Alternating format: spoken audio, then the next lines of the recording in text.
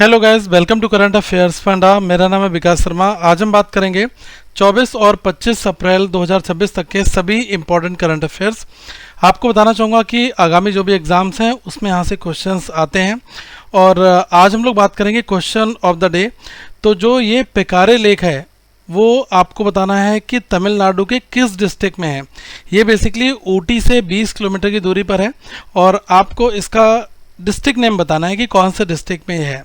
और जितने भी करंट अफेयर्स की पीडीएफ हैं वो सारी की सारी आपको करंट अफेयर्स फंडा के ईयरली करंट अफेयर्स प्लान में मिल जाएंगे। पिछले 3-4 सालों तक का करंट अफेयर्स भी है और इस साल 2026 में जितने भी एग्जाम्स आएंगे उन सभी के करंट अफेयर्स आपको यहाँ पर मिल जाएंगे।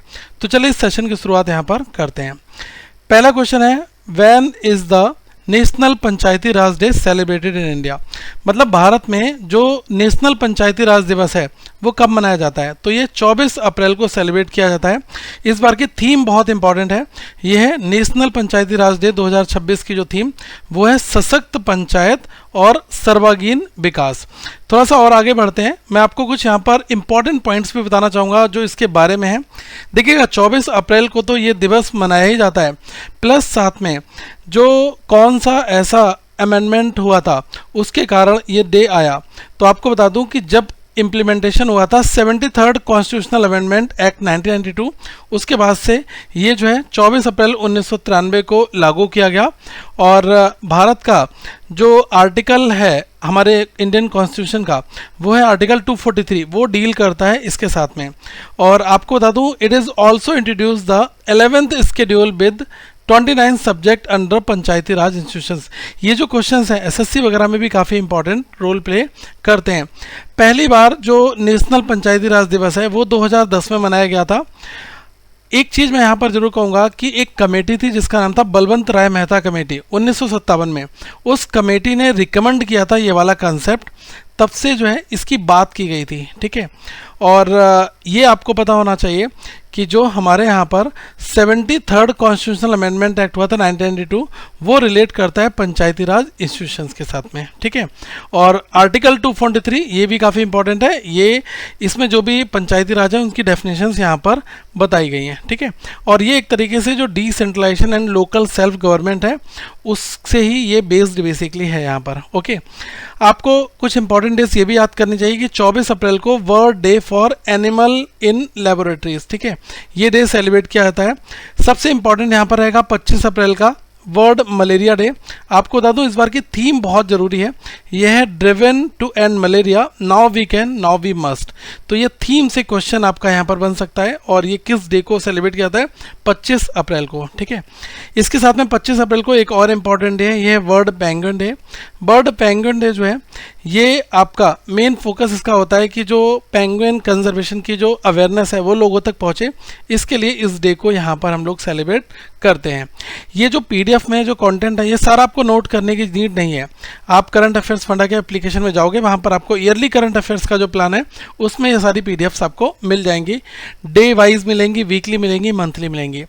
यहाँ पर आपका इंश्योरेंस सेक्टर से न्यूज़ है जो बैंकिंग और इंश्योरेंस के दोनों के एग्जाम्स के लिए काफ़ी इंपॉर्टेंट है। लिखा है what is the main objective of the newly launch my LIC mobile application. अभी जो माई LIC मोबाइल एप्लीकेशन LIC ने लॉन्च किया है इसका मेन ऑब्जेक्टिव क्या है। इसका मेन ऑब्जेक्टिव है कि provide integrated digital insurance services to customers. मतलब कि जो डिजिटल इंश्योरेंस सर्विसेज हैं वो एक तरीके से इंटीग्रेटेड हो और वो कस्टमर्स को प्रोवाइड करे जाएं। This is the basic motive of this application. आपको थोड़ा सा और डीप में बताना चाहूँगा, इस ऐप को लॉन्च किया है M नागार्जुन ने मुंबई में। और LIC की अगर बात की जाए तो 260 मिलियन प्लस पॉलिसीज़ हैं, भारत का बहुत मेजर स्टेक इसके पास में है और ये बहुत ही क्रूशियल जो डिजिटल इन्फॉर्मेशन है उसको ये बहुत आसान यहाँ पर कर रहा है। और माई LIC एप्लीकेशन जो है वो 360 डिग्री डिजिटल प्लेटफॉर्म है, चाहे पॉलिसी को मैनेज करना हो, चाहे क्लेम करना हो, पेमेंट और डॉक्यूमेंटेशन, इन सब के साथ में ये बेसिकली डील करेगा। अगर आपकी कोई eKYC है वो भी इस एप्लीकेशन के थ्रू हो जाएगी। तो मल्टी फंक्शन जो आपके लिए फैसिलिटीज़ हैं वो इस एप्लीकेशन में प्रोवाइड यहाँ पर कराई जा रही हैं। अगर मैं बात करूँ LIC का एस्टेब्लिशमेंट 1956 में हुआ था और हेड क्वार्टर है इसका मुंबई में। LIC की अगर बात की जाए तो भारत की सबसे बड़ी लाइफ इंश्योरेंस कंपनी है और इसको डील मैं कह सकता हूँ कि जो इसके ऊपर एक बॉडी है जो इसको रेगुलेट एक तरीके से देखती है वो है ministry of finance government of India की, ठीक है। और अगर मैं बात करूं कि भारत में जैसे कि मनी मार्केट होती है, मनी मार्केट का जो रेगुलेटर है वो कौन होता है, वो होता है आरबीआई, ठीक है। और कैपिटल मार्केट जो है इसका रेगुलेटर कौन होता है, ये होता है सेबी। तो इसी तरीके से जो इंश्योरेंस सेक्टर होता है इसका जो रेगुलेटर होता है वो है IRDAI, insurance regulatory and development authority of India. यहाँ से क्वेश्चंस आपके पूछे जाते हैं। ये क्वेश्चन काफ़ी इंपॉर्टेंट है। The Nifty 500 low volatility 50 index fund launch by the Bajaj Allianz life comes under which type of the scheme. तो ये कहा गया है कि अभी रिसेंट में जो ये निफ्टी 50 है ये अभी लॉन्च किया गया बजाज अलियांज के द्वारा, और ये किसके अंतर्गत आता है, तो ये इनकी एक यूलिप स्कीम है जिसको बोलते हैं यूनिट लिंक्ड इंश्योरेंस प्लान। तो इस प्लान के अंतर्गत में आता है। थोड़ी सी यहाँ पर मेजर हाईलाइट देख लेते हैं। देखो मैंने यहाँ पर जो भी क्वेश्चंस आपके लिए प्रिपेयर कर रखे हैं ये आपके एग्जामिनेशन के हिसाब से ही हैं। और काफ़ी लोग अभी कमेंट कर रहे थे कि सर बैंकिंग का नहीं करा रहे हैं आप, तो मैं उनको एक चीज़ कहना चाहूँगा कि जो बैंकिंग इंश्योरेंस है और आपका फाइनेंशियल अवेयरनेस है वो एक कॉम्बो फॉर्मेट में आपको मिल रहा है। पिछले टाइम से कुछ न्यूज़ जो है प्रीवियस एजुकेटर उनके द्वारा रह गई थी, तो उनको भी हम लोग कवर कर रहे हैं। और बहुत जल्द जो पुरानी न्यूज़ उन्होंने कवर नहीं करी थी वो सारी भी हम कवर कर लेंगे। फिर आपको ये शिकायत नहीं रहेगी कि हमारा बैंकिंग का नहीं आ रहा है या इसका नहीं आ रहा है, ठीक है। सब कुछ जो है आपको आसान शब्दों में एक्सप्लेन किया जाएगा, ठीक है। तो आप ये चीज़ ध्यान यहाँ पर रखिएगा, ठीक है। अब यहाँ पर हम लोग थोड़ा सा जान लेते हैं कि बजाज अलियांज लाइफ इंश्योरेंस है, इन्होंने निफ्टी 500 लो वोलेटिलिटी 50 इंडेक्स फंड जो है यूलिप स्कीम में अभी लॉन्च किया है।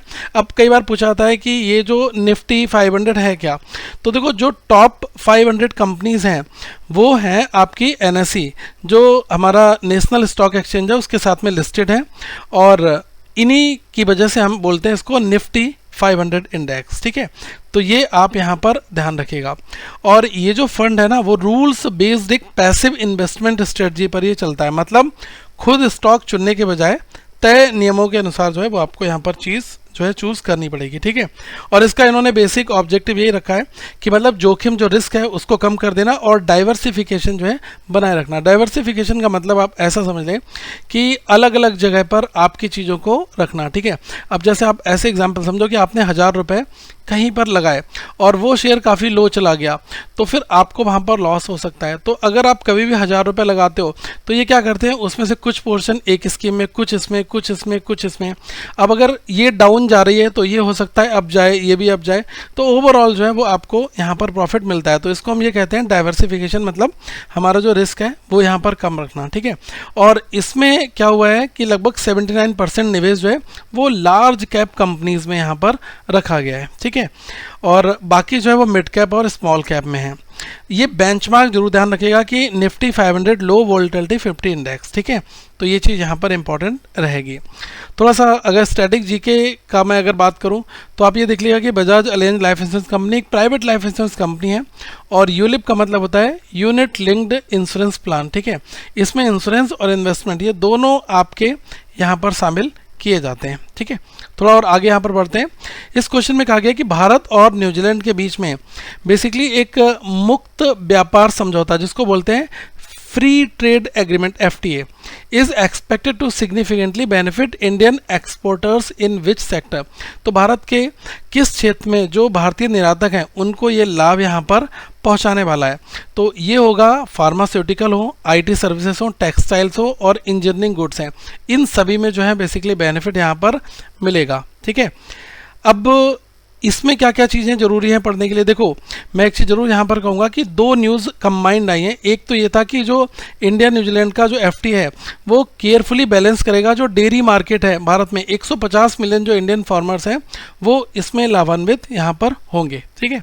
और ये जो एग्रीमेंट है वो भारत और न्यूजीलैंड के बीच में है, एक फ्री ट्रेड एग्रीमेंट जिसको हम लोग बोलते हैं FTA। तो इससे दोनों जो देश हैं इनके बीच में जो व्यापार है वो काफ़ी अच्छे से चलेगा, और कई सारे कवर जो क्षेत्र हैं वो यहाँ पर कवर हो रहे हैं, एग्रीकल्चरल, डेयरी, फार्मास्यूटिकल, ये मैंने यहाँ पर आपको लिस्ट में बता रखे हैं। और इसे हम लोग एक बैलेंस फ्रेमवर्क भी कहेंगे, क्यों, क्योंकि दोनों देशों के हितों को ध्यान में रखकर हमने जो है ये चीज़ यहाँ पर बनाई है। खासकर जो डेयरी सेक्टर है उसको यहाँ पर बहुत ज़्यादा ध्यान रखा गया है, ठीक है। और FTA से भारत को बहुत ज़्यादा फ़ायदा यहाँ पर मिलने वाला है, और ये टैरिफ और नॉन टैरिफ बैरियर दोनों को ये कम करेगा, जिससे क्या बढ़ेगा, हमारा जो एक्सपोर्ट है वो यहाँ पर इंक्रीज़ होगा, ठीक है। इंपॉर्टेंट यहाँ पर है स्टैटिक जीके के पॉइंट ऑफ व्यू से, जो न्यूजीलैंड है इसकी कैपिटल आपके लिए, न्यूजीलैंड में क्या चलता है, न्यूजीलैंड डॉलर चलता है, ठीक है। एफटीए का मेजर एम क्या होता है, reduce tariff and increase trade between the countries, ठीक है। तो ये जो स्टैटिक पोर्शन है ये भी आपके लिए बहुत इंपॉर्टेंट है, और ये आपका डिटेल नेटवर्क जो है ये भी काफ़ी इंपॉर्टेंट यहाँ पर रहेगा। नेक्स्ट क्वेश्चन की हम यहाँ पर बात करते हैं। देखो इसमें कहा गया है कि अमरावती राजधानी परियोजना के लिए आंध्र प्रदेश सरकार विश्व बैंक और एशियाई बैंक एडीबी से कितनी अतिरिक्त राशि जुटाने की योजना बना रही है। तो अभी आपको बता दूं, जो आंध्र प्रदेश गवर्नमेंट है इसका मेजर प्लान ये है कि वर्ल्ड बैंक और एडीबी के साथ मिलकर ये अमरावती डेवलपमेंट के लिए 15,000 करोड़ जो है ये यहाँ पर राशि जुटा पाए, ठीक है। अब इसमें क्या क्या चीज़ें बहुत ज़रूरी हैं आपके एग्जामिनेशन के लिए, वो सारी चीज़ें वैसे मैंने यहाँ पर बता रखी हैं, लेकिन मैं आपको मेजर जो इंपॉर्टेंट चीज़ है वो यहाँ पर एक बार बताना चाहूँगा। पहले तो ये जो अमाउंट है वो बहुत इंपॉर्टेंट है, कितना अमाउंट है, 15,000 करोड़ का है, ठीक है। दूसरी चीज़ यहाँ पर है कि ये जो अमाउंट इन्होंने अभी तक सिक्योर्ड कर लिया है, मतलब इतना इनको मिल चुका है, ठीक है। The Andhra Pradesh capital region development authority इन्होंने सिक्योर्ड कर लिया 40,887। तो ये इतना मैटर नहीं करता क्योंकि ये लगातार बढ़ता जाएगा, ठीक है। बट इंपॉर्टेंट ये रहेगा कि स्टेट ने प्लान करा है कि वो एडिशनल 15,000 करोड़ जो है वो वर्ल्ड बैंक और एशियन डेवलपमेंट बैंक इनसे जो है ये यहाँ पर जुटाने वाले हैं, ठीक है। तो ये जो राज्य सरकार है वो इतना पैसा जुटाने की योजना बना रही है। पूरे प्रोजेक्ट की जो कॉस्ट है वो काफ़ी ज़्यादा है, पूरे प्रोजेक्ट की कॉस्ट नियर अबाउट 43,000 करोड़ के आसपास है, बल्कि इससे ज़्यादा है। और लगभग इन्होंने इतना जो है पैसा अभी बना लिया, थोड़ा सा अभी फंडिंग गैप है। और इनके पास जो पैसा आया कहाँ से है, वो मेजर जो है वो 3-4 जगह से आया है। एक तो आया है कि NABFID यहाँ से 7500 करोड़ आया, हुडको से 11,000 करोड़ है, और नाबार्ड से 7,387 करोड़ है। इस प्रोजेक्ट के लिए ये मेजर फंडिंग यहाँ पर की गई है, ठीक है। और 1200 किलोमीटर की जो रोड है, ठीक है, लास्ट माइल जो कनेक्टिविटी है वो यहाँ पर बनाई जाएगी, और इसमें साइकिल ट्रैक्स, फुटपाथ और अंडरग्राउंड जो फैसिलिटीज़ हैं इन सभी को यहाँ पर बनाया जा रहा है, ठीक है। और जो गांव और जो किसान हैं उनसे भी यहाँ पर काफ़ी उनको एडवांटेज मिलेगा। आप ऐसा समझिए कि जो मास्टर प्लान है उसमें पुराने शहरों को भी जो है नए शहर के साथ यहाँ पर जोड़ा जा रहा है। इसमें इन्होंने जो है इस अर्बन जोन में 26 गांव हैं इनको यहाँ पर रखा है, और जो लैंड पूलिंग स्कीम के तहत किसानों को जो है वो 70,000 रिटर्नेबल प्लॉट जो है वो यहाँ पर दिए जाएंगे, और लगभग 1,800 करोड़ की जो एन्युटी मतलब जो ईयरली इनको भुगतान किया जाता है वो भी यहाँ पर किया जाएगा, ठीक है। और 618 एकड़, ठीक है, वो एज अ पेंशन के तौर पर यहाँ पर रखा गया है, ठीक है। तो ये बहुत इंपॉर्टेंट है। और गरीबों के लिए यहाँ पर इन्होंने 5,024 हाउसेस हैं ये भी यहाँ पर बना रहे हैं। तो ये न्यूज़ आपके एग्जामिनेशन के लिए काफ़ी ज़रूरी यहाँ पर रहेगी। और Andhra Pradesh capital region development authority जो है उसका मेजर एम जो होता है वो क्या करती है, planning and development of Amravati, ठीक है। तो वो यहाँ पर कर रही है। और अगर हम अमरावती की बात करें तो वो एक ग्रीन फील्ड कैपिटल सिटी है किसकी, आंध्र प्रदेश की। और वर्ल्ड बैंक और एडीबी की अगर आप बात करोगे तो ये मल्टीलेटरल फाइनेंशियल असिस्टेंट है, जो डेवलपमेंट प्रोजेक्ट है इनके लिए ये लोग पैसा यहाँ पर देते हैं। तो ये जो स्टैटिक है ये भी आप साथ में नोट करते रहिएगा। इस क्वेश्चन में यहाँ पर कहा गया है आपसे, हाल ही में डीओटी और सेबी के बीच में एक एमओयू साइंड हुआ है, तो इसका आपको ऑब्जेक्टिव बताना है कि क्या यहाँ पर रखा गया है। तो जो फाइनेंशियल फ्रॉड हो रहे हैं टेलीकॉम मिसयूज़ करते हुए, तो उन्हीं सब चीज़ों को यहाँ पर रोकना, तो ये इसका मेजर काम है। तो जो securities and exchange board of India है उसने डिपार्टमेंट ऑफ टेलीकम्युनिकेशन इनके साथ मिलकर जो है ये यहाँ पर एक समझौता विज्ञापन यहाँ पर साइन किया है, ओके। और इसका जो मेन काम ये है कि जो फ्रॉड है और जो इन्वेस्टमेंट स्कीम्स लोग तरह तरह की चलाकर शेयर मार्केट से जो इन्वेस्टर्स हैं इनको नुकसान पहुँचा रहे हैं, तो उनको यहाँ पर रोकना, ठीक है। तो ये इनका मेजर काम है यहाँ पर। और दूसरी जो चीज़ है, ये जो एग्रीमेंट है इसका एम है integrate telecom intelligence with the market surveillance system, मतलब कि एक तरीके से जो टेलीकॉम इंटेलिजेंस के तौर पर जो है इंटीग्रेट करना, और जो मार्केट में इस तरीके का कोई फ्रॉड वगैरह जो है वो सब ना कर पाए। तो यही इन्होंने एक एमओयू यहाँ पर साइन किया है। मतलब सीधा सा है कि शेयर बाजार को निगरानी के साथ में यहाँ पर ला दिया है, मोबाइल और टेलीकॉम के साथ यहाँ पर मिलकर, ठीक है। और ये ध्यान रखिएगा कि एक एफआरआई जिसको हम बोलते हैं फाइनेंशियल फ्रॉड रिस्क इंडिकेटर, ठीक है। तो कई बार ये पूछा जाता है कि एफआरआई ये बेसिकली होता क्या है। ये एक अर्ली वार्निंग सिस्टम की तरह काम करेगा, मतलब पहले खतरे का ही संकेत जो है वो यहाँ पर दे देगा। ये क्या करता है, सिस्टम डेटा लेता है, फिर जो डीओटी के चाक्सू प्लेटफॉर्म जिसको बोलते हैं संचार साथी, उसके साथ मिलकर ये इंटीग्रेट हो जाता है। फ़ायदा यही होगा कि जो फर्जी मोबाइल नंबर कनेक्शन है इनको पकड़ने में मदद मिलेगी, जो स्कैमर्स यहाँ पर काफ़ी ज़्यादा यूज करते हैं। और 88 लाख से ज़्यादा जो फ्रॉड मोबाइल कनेक्शंस हैं वो पहले ही बंद किए जा चुके हैं। तो यहाँ पर बड़े लेवल पर काम ऑलरेडी हो रहा है। करीब 2300 करोड़ का नुकसान जो है वो यहाँ पर बचाया गया है। तो ये एक बड़ा काम पिछले 10 महीनों में किया गया है। और अगर हम थोड़ा सा स्टैटिक पोर्शन में बात करें तो जो सेबी है इसका एस्टेब्लिशमेंट 1988 में हुआ था और बाद में इसको जो स्टेटस मिला 1992, ठीक है। तो स्टेब्लिशमेंट पहले हुआ था, बाद में जो स्टेचुरी स्टेटस है वो 1992 में इसको दिया गया, ठीक है। तो ये जो पॉइंट्स हैं बहुत ज़रूरी हैं, इनको आप ज़रूर नोट कर लीजिएगा। बाकी पीडीएफ में आपको सब कुछ एक ही प्लेस पर मिल जाएगा। आगे थोड़ा सा बढ़ते हैं। इसमें मध्य प्रदेश सरकार द्वारा मेडिकल कॉलेज अस्पतालों में रिलेटिव्स रेस्ट हाउस जो है वो किसके द्वारा जो है यहाँ पर स्थापित किए जाएंगे। तो एक फिलेंथ्रोपिक ऑर्गेनाइजेशंस हैं, इनके द्वारा जो है ये इस्टेब्लिश किए जाएंगे। मध्य प्रदेश जो सरकार है उन्होंने अभी एक रिसेंट डिसीजन में कहा है कि जो रिलेटिव्स रेस्ट हाउस हैं वो मेडिकल कॉलेज हॉस्पिटल्स में जल्दी ही बनेंगे और इनको बनाने की जो जिम्मेदारी है वो दी गई है जो फिलेंथ्रोपिस्ट जो हैं ग्रुप्स होते हैं उनको दी गई है। तो इसमें सरकार का कोई पैसा खर्च होने वाला नहीं है, ठीक है। तो वो इन ग्रुप्स के लिए परमिशन दे रहा है कि भाई आप करो कुछ थोड़ा सा सोशल वर्क यहाँ पर करो। तो ये एक बड़ा काम यहाँ पर इन्होंने रखा है। तो ये भी मध्य प्रदेश की जो कैबिनेट है उसमें मेडिकल कॉलेजों में जो रिलेटिव रेस्ट हाउसेस हैं तो उसके लिए इन्होंने अभी यहाँ पर एक मंजूरी दे दी है। पहली चीज़ तो ये कर दिया है। अब ये बनाने वाले कौन है? ये जो दान करने वाली संस्थाएं नहीं होती, ऑर्गेनाइजेशंस, एनजीओस काइंड ऑफ, ठीक है। तो वो लोग जो फिलेंथ्रोपिस्ट ऑर्गेनाइजेशंस हैं वो अपने खुद का पैसा लगाएंगे, इसमें सरकार का कोई भी पैसा नहीं लगने वाला है, ठीक है। और इनका जो किराया है ना वो कौन तय करेगा? वो करेगा सरकारी समिति, ताकि जो है ये काफ़ी सस्ते रहें, ठीक है। ऐसा ना हो कि इसमें मनमानी हो जाए, बट गवर्नमेंट चाहती है कि हम आपको अप्रूवल दे रहे हैं, आप अपना पैसा लगाओ और बाद में जो इसका किराया तय होगा ना वो एक अफोर्डेबल काइंड ऑफ रहना चाहिए, ठीक है। जो दूर से आ रहे हैं अपने मरीजों का इलाज कराने के लिए उनको यहाँ पर रहे। अटेंडेंस का जो एक मेंटल लेवल है, कई बार आपने देखा होगा कि दिल्ली में कोई इलाज कराने आ रहा है तो वो एक बड़े होटल में जा रहा है तो 2-2.5 हज़ार रुपये का तो उसको होटल मिल रहा है। तो इन सब चीज़ों से बचने के लिए ये है, ठीक है। और आजकल क्या हो रहा है, हॉस्पिटल में ही लोग लेट जाते हैं, वहीं रुक जाते हैं, तो इससे भी यहाँ पर थोड़ी सी बचत मिलेगी और अस्पताल में जो सफाई और ये सब चीज़ें हैं वो काफ़ी अच्छे से यहाँ पर होंगी, ठीक है। अब यहाँ पर जो फैक्ट है वो आप नोट थोड़े से कर लो। जो गवर्नमेंट है उन्होंने 5479 करोड़ जो है वो हेल्थ केयर डेवलपमेंट जो स्टेट के लिए 5479 ये ऑलरेडी मंजूर कर दिया है। और जो सीएम केयर 2025 योजना है उसके तहत भी 3628 करोड़ का ये भी कॉर्पस है ऑलरेडी, ठीक है। ये अलॉटेड है यहाँ पर। अब इसमें देखिएगा कि योजना जो है ये बहुत ज़्यादा प्रभावशाली कब रहेगी, जैसे कि ऑन्कोलॉजी हो गया, कार्डियोलॉजी, दिल हो गया, तो इन सब चीज़ों के ट्रांसप्लांट के लिए ये सेवाएं दे रहा है। और जो पीपीपी है, पब्लिक पार्टनरशिप, जो पार्टनरशिप है पब्लिक प्राइवेट पार्टनरशिप मॉडल, तो उसके द्वारा यहाँ पर ये अपनाया जा रहा है। और 1503 इतना पैसा जो है सैंक्शन किया गया मेडिकल कॉलेज को अपग्रेड करने के लिए भी, ठीक है। और जो 6 स्टेट फाइनेंस कमीशन है 15 वाला वो भी यहाँ पर इन्होंने स्वीकृत इसने कर दिया है, ठीक है। तो ये भी इम्पोर्टेंट यहाँ पर रहेगा, ठीक है। और दूसरी चीज़ क्या है कि लगभग 24 करोड़ के आसपास जो है ये सैंक्शन किए गए chief ministers young professionals for development programme, जो थर्ड फेज है उसके लिए यहाँ पर, मतलब कि लगभग 23 करोड़ 90 लाख का यंग प्रोफेशनल्स प्रोग्राम्स के लिए यहाँ पर एलोकेट किया गया है। तो ये काफ़ी अच्छा है और जो रिलेटिव्स हैं उनके लिए यहाँ पर ये सेटअप किया जा रहा है। अगर हम बात करें मध्य प्रदेश की तो भोपाल यहाँ की है और राजधानी, और जो चीफ मिनिस्टर हैं वो हैं मोहन यादव, ठीक है। तो इन फैक्ट्स को भी आप नोट कर लीजिएगा। थोड़ा सा आगे बढ़ें और इस न्यूज़ में कहा गया है कि कर्नाटक के भाल्की में बस बॉलिंग स्वामी जी के 75वें जन्मोत्सव का उद्घाटन किसने किया है। अब देखो ये एक न्यूज़ जो है वो स्टेट लेवल की है, इसलिए काफ़ी इंपॉर्टेंट यहाँ पर है।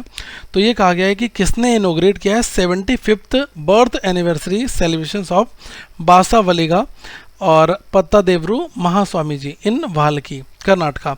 तो ये जो हमारे यहाँ के जो 22 प्रेसिडेंट हैं सीपी राधाकृष्णन जी, उन्होंने इसका जो है इनोग्रेशन किया है। तो इस वजह से ये जो न्यूज़ है वो काफ़ी इंपॉर्टेंट यहाँ पर हो जाती है।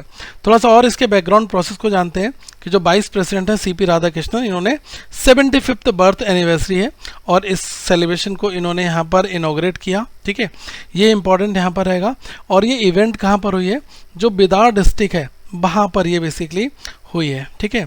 और श्री चन्नवासुरम जो बीदर जिला है वहाँ पर ये, ठीक है। तो ये भी आपके लिए इम्पोर्टेंट रहेगा। और यहाँ पर जो मेजर जो एम्फेसाइज्ड है वो यही है कि विकास भी और विरासत भी। तो इसका संदेश यानी दिया गया, मतलब ये कहना चाह रहे हैं कि विकास के साथ साथ संस्कृति और विरासत जो है वो दोनों को यहाँ पर बचाना जरूरी, जो हमारी कल्चरल हेरिटेज है इसको हमें बचाना है। और जो भारतीय तकनीकी और आर्थिक रूप से मजबूत जो बन रहा है ना भारत, तो इसी के साथ में जो अपनी सभ्यता है तो उसके मूल्यों को भी यहाँ पर बनाकर रखना, ये एक इनका सिद्धांत जो है वो यहाँ पर है। और इन्होंने नारी शक्ति जो है इसको भी राष्ट्र निर्माण का यहाँ पर जो नेशन बिल्डिंग का हिस्सा यहाँ पर बताया है, ठीक है। और अगर आप योगदान की बात करोगे तो ये जो बस वॉलिंग महास्वामी जी हैं, तो इन्होंने 500 प्लस अनाथ बच्चों की इनकी मदद की है, ठीक है। और 60 से ज़्यादा जो शैक्षणिक संस्थान है, एजुकेशनल इंस्टीट्यूशंस हैं, उसमें ये मदद कर रहे हैं। और इसमें लगभग 20,000 से ज़्यादा स्टूडेंट जो है वो पढ़ते भी हैं, ठीक है। तो ये भी है। और एक तरीके से जो ये टीचिंग ऑफ द क्वालिटी है ना, ये सोशल जस्टिस को कहीं ना कहीं पर जो है बढ़ा रही है, इसका जिक्र यहाँ पर किया गया है। तो ये आप नोट कर लीजिएगा।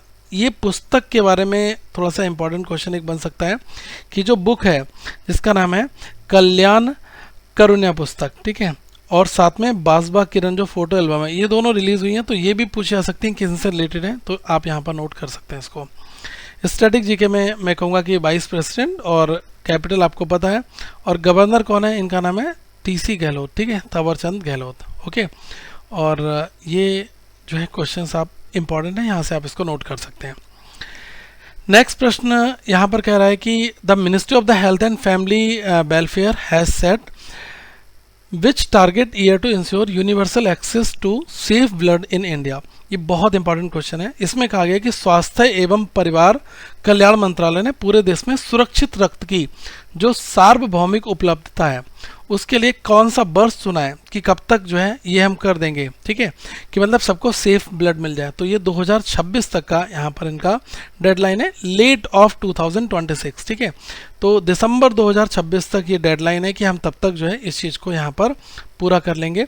और जो ministry of the health and family welfare है उसने ही इस चीज़ को कंडक्ट किया है, high level national review meeting on the blood transfusion services with all the 36 state and UTs. तो जितने भारत के स्टेट हैं और यूनियन टेरिटरीज हैं, इसमें जो ब्लड ट्रांसफ्यूजन है वो बहुत अच्छे से हो पाए, ठीक है, और जो रिक्वायरमेंट है वो भी फुलफिल्ड हो, तो उसके लिए इन्होंने यहाँ पर ये काम किया है, ठीक है। लक्ष्य इनका है, टारगेट यही है कि दिसंबर 2026 तक हम इन आंकड़ों को यहाँ पर पूरा कर लेंगे, ओके। और अभी जो ये इम्पॉर्टेंट जो चेयर हुई है, ठीक है, वो किसके द्वारा हुई है, वो बहुत इंपॉर्टेंट है। तो यह है Rakesh Gupta, director general of NACO, जिसको बोलते हैं नेशनल एड्स कंट्रोल ऑर्गेनाइजेशन। तो इनके द्वारा ही इस मीटिंग को यहाँ पर किया गया। इस बैठक के जो अध्यक्ष थे वो यही थे, राकेश गुप्ता, डीजी नाको। और इस पूरे सिस्टम का यहाँ पर वो है मूल्यांकन किया गया है अलग अलग फॉर्मेट में, ठीक है, कि लाइसेंसिंग हो गया, डोनर स्क्रीनिंग हो गया, टीटीआईज हो गए, ठीक है, स्टोरेज है, डिस्ट्रीब्यूशन है, रिकॉर्ड कीपिंग है। तो इन सब चीज़ों के ऊपर यहाँ पर काम किया गया, ठीक है। और जो कंक्लूजन है वो यही निकला कि लगभग 10% जो डिस्ट्रिक्ट हैं इसमें ब्लड सेंटर्स नहीं है, यानी अभी इंफ्रास्ट्रक्चर की जो है वो कमी है। इस कमी को यहाँ पर हमें पूरा करना है। और जो परफॉर्मेंस है उसको 10 इंडिकेटर्स में इन्होंने नापा है, ठीक है, ई रक्त कोष और CDS को और BBMS इनके साथ जो है इनसे यहाँ पर डेटा लेकर। और आगे इनका सुधार यही कि हम 100% डिजिटल इंटीग्रेशन करके इस चीज़ को हम पूरा करेंगे और बेहतर निगरानी होगी। और zero risk of the TTIs जो ट्रांसफ्यूज़न ट्रांसमिटेड इन्फेक्शंस होते हैं उसको हम बिल्कुल टॉलरेट नहीं करने वाले हैं। उसके लिए हम लोग पूरी तरीके से काम यहाँ पर करेंगे, हर ज़िले में ब्लड की अवेलेबिलिटी हो, इस पर ये काम लगातार कर रहे हैं, ठीक है। और जो बायोमेट्रिक डोनर आइडेंटिफिकेशन है ये बहुत इंपॉर्टेंट है। Use of the biometric donor identification under the Ayushman Bharat digital mission, ठीक है। तो इससे जो है जो ट्रेसेबिलिटी और एफिशिएंसी है वो ज़्यादा यहाँ पर इम्प्रूव होगी, ठीक है। और फुल फॉर्म मैंने आपको यहाँ पर सारी बता दी है। अगर आपसे कई बार पूछ लिया जाए तो एक एक मार्क्स में कई बार ये भी आ जाता है, ठीक है। तो ये बिल्कुल स्किप मत करना और अपने नोट्स कोशिश करो खुद भी बनाने को। अगर आप वीडियो से बना सकते हो वेल एंड गुड, अगर नहीं बना पा रहे हो तो जो हमारा करंट अफेयर्स फंडा का एप्लीकेशन है उसमें आपको ये सारी PDF मिल जाएंगे एज इट इज़ और आप इनसे अपने नोट्स बना सकते हैं, ठीक है। थोड़ा सा और आगे बढ़ते हैं। इसमें कहा गया है कि जो फाइनेंस ईयर है 2025-26 में भारत के वस्त्र टेक्सटाइल निर्यात में कितने प्रतिशत की जो वृद्धि है वो यहाँ पर हुई है। तो ये 2.1% का जो इंक्रीमेंट है वो यहाँ पर परसेंटेज ग्रोथ हमें देखने को मिला है। ओके, और ये डेटा केवल यहाँ पर इंपॉर्टेंट है, तो इन डेटास को आप यहाँ पर नोट कर लीजिएगा। आगे थोड़ा सा हम और बढ़ते हैं। इसमें कहा गया है कि जो बहुत इंपॉर्टेंट क्वेश्चन है कि ऑपरेशन जो सिंदूर है ना, उसके दौरान भारतीय सेना ने किस हथियार प्रणाली का उपयोग जो है वो दुश्मन के ड्रोन हमलों को प्रभावी रूप से रोकने के लिए किया था। तो जब ऑपरेशन सिंदूर की अभी वर्षगांठ पूरी हुई तो उस पर ये न्यूज़ ज़्यादा चर्चा में आई। तो जो वेपन यहाँ पर यूज़ हुआ था वो था L70 एयर डिफेंस गन। तो इसके द्वारा जो है दुश्मन के जो ड्रोन हमले थे इनको पूरी तरीके से यहाँ पर रोका गया था। ठीक है, अब इसमें काफ़ी कुछ है। ये डिफेंस की मैं कहूँगा कि बहुत इंपॉर्टेंट न्यूज़ है और इससे एक दो क्वेश्चंस आपको एग्जामिनेशन में अलग अलग फॉर्मेट में देखने को मिल सकते हैं, तो इसको आप ध्यान से सुन लीजिएगा। जो इंडियन आर्मी का एयर डिफेंस रेजिमेंट है तो उसने अपना दमखम दिखाया था L70 एयर डिफेंस गन्स। ठीक है, और इसकी जो पहली एनिवर्सरी अभी ऑपरेशन सिंदूर की हुई तो उस मौके पर जो है इसका प्रदर्शन यहाँ पर किया गया था और ये गन्स बहुत ज़्यादा काम आई थी। जितने भी दुश्मन के ड्रोन थे उन सबको इसने इंटरसेप्ट किया और भारत का जो एयर डिफेंस है उसको काफ़ी मजबूत यहाँ पर किया गया था। और सेना ने और भी एडवांस ड्रोन्स जैसे कि इनको इंटरसेप्ट करना, इनकी पहचान करना, रियल टाइम जो है इनकी जानकारी रखना, तो उन सब में भी इसको यहाँ पर यूज़ किया गया था। और जो हमारे वाटरबोर्न और एम्फीबियस ड्रिल्स हैं, मतलब पानी और ज़मीन दोनों पर अभ्यास करने के लिए, तो उसमें भी ये था बेसिकली। और जो हमारी एजाइल असॉल्ट बोट्स हैं, मतलब कि दुश्मन को रोकने और ख़त्म करने के लिए बॉर्डर एरियाज़ में, ठीक है, तो वो भी यहाँ पर थी। और ऑपरेशन सिंदूर में आपको पता है कि 7 मई 2025 को ये लॉन्च किया गया था और पहलगाम टेरर अटैक जो है हुआ था जिसमें आम नागरिकों की आतंकवादियों ने हत्या कर दी थी।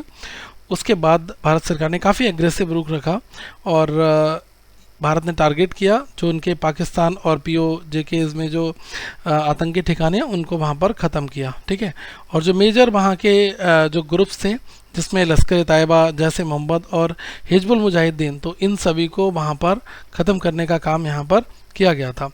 और जो पाकिस्तान का रिटेलिएशन था वो क्या था कि ड्रोन अटैक्स आए, क्रॉस बॉर्डर पर सीलिंग हुई, तो जिससे थोड़ा सा तनाव बढ़ा। लेकिन भारत के जवाब में जो लाहौर है और जो गुजरनवाला के पास में जो रडार साइट्स हैं इस पर बहुत ही प्रिसीजन अटैक्स किए गए, इससे पाकिस्तान को बहुत नुकसान वहाँ पर हुआ था।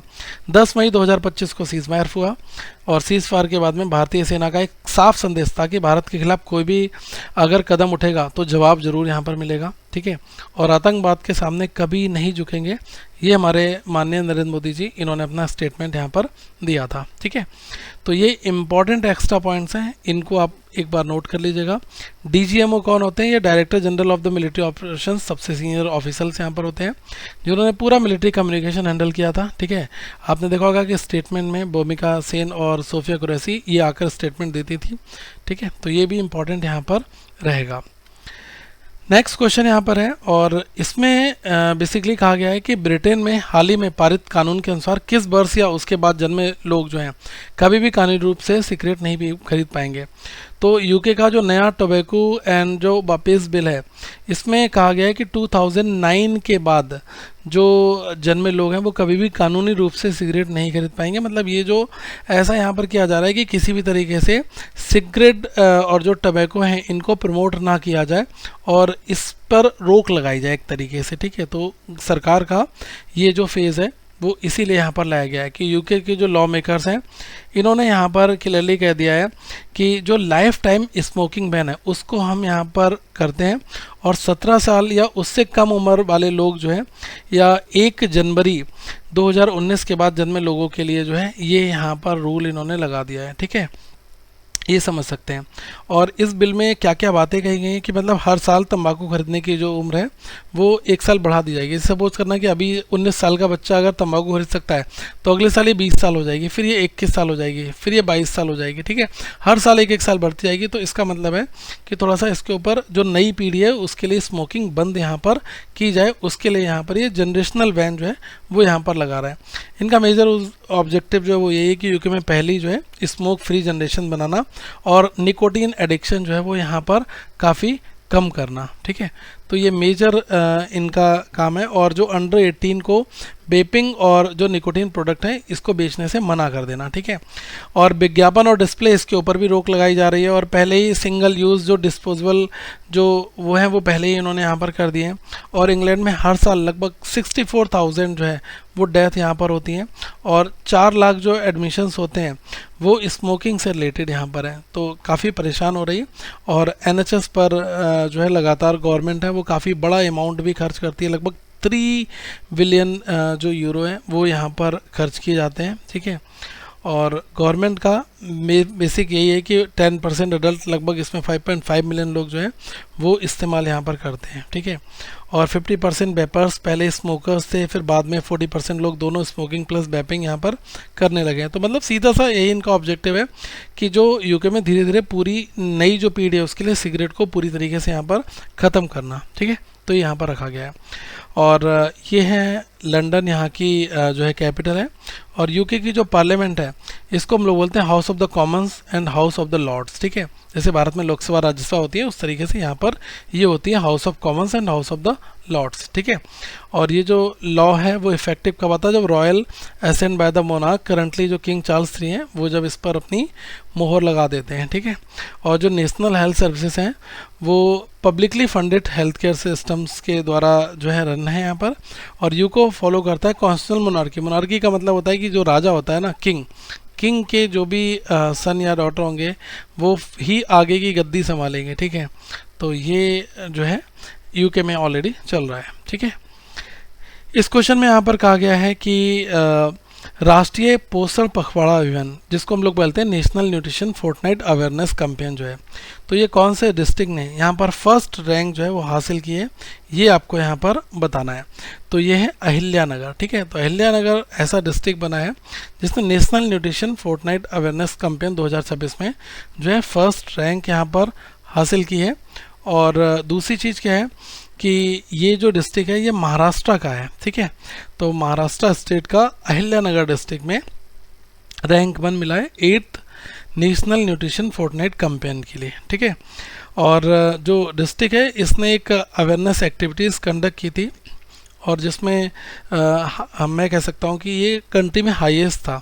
अगर आप देखो कि अलग अलग कंट्रीज़ ने कुछ कुछ एक्टिविटीज़ तो की होंगी ना, तो उसमें जो 3,24,000 ये इतनी अवेयरनेस एक्टिविटीज़ जो है वो केवल इसी अकेले डिस्ट्रिक्ट ने की। तो महाराष्ट्र का जो अहिल्यानगर जिला है वो पूरे भारत में फर्स्ट रैंक पर आया है, ठीक है। और सेकेंड पोजीशन किसकी रही है, सेकेंड रही है ये रही है पुणे की, ठीक है। पुणे यहाँ पर सेकंड है। और ये जो अभियान चलाया गया तो इसमें जो women and child development department है उसका बड़ा योगदान था, ठीक है। और थीम जो है वो इस साल की क्या है, वो है brain development in the first 6 years of a child life. तो ये यहाँ पर इंपॉर्टेंट क्वेश्चन बनेगा। और इस कैंपेन का मेजरली फोकस ये था कि early childhood nutrition awareness and cognitive development, ठीक है। थोड़ा सा आज मैं बात करूंगा जो हमारे इम्पॉर्टेंट जो लास्ट हमने क्वेश्चंस पूछे गए थे कि हेडक्वार्टर जो नासा का है वो कहाँ पर लोकेटेड है, तो ये वाशिंगटन DC में। और जो पहला आर्टिफिशियल सैटेलाइट है स्पुतनिक B, ये लॉन्च किया गया था सोवियत यूनियन के द्वारा। और ये फर्स्ट पर्सन है to walk on the moon, ये है नील आर्मस्ट्रॉन्ग, ठीक है। और फर्स्ट इंडियन सैटेलाइट लॉन्च किया गया था स्पेस में, इसका नाम था आर्यभट्ट। और जो प्लेनेट है जिसको हम लोग रेड प्लेनेट बोलते हैं वो क्या है, मार्स है यहाँ पर, ठीक है। ऐसे ही मैंने आपके लिए 5 क्वेश्चन और रखे हैं तो आप इनका आंसर दीजिएगा, ठीक है। तो ये 5 क्वेश्चंस के आंसर कमेंट सेक्शन में दीजिएगा। आगे हम लोग फिर मिलेंगे। और general economy, banking, digital awareness और जितना भी आपका फाइनेंशियल अवेयरनेस है सब कुछ जो है वो आपको करंट अफेयर्स फंडा के एप्लीकेशन में मिल जाएगा। तो आप अभी ऐप को डाउनलोड कर लेगा और अपनी अच्छी प्रिपरेशन करेगा। Thank you very much guys. आगे हम लोग फिर मिलेंगे। और हमारा टेलीग्राम का जो चैनल है उसको भी ज्वाइन कर लीजिएगा। अगर आपको कोई डाउट है, कोई चीज़ पूछना चाहते हैं आप कोर्स से रिलेटेड, तो व्हाट्सएप पर आप हेलो लिखकर अपनी डाउट्स, अपने क्वेश्चंस पूछ सकते हैं। आगे हम लोग फिर मिलेंगे। Thank you very much. और इस क्वेश्चन का जो PDF है वो आपको ऐप में मिल जाएगा। तब तक के लिए bye. Thank you very much guys.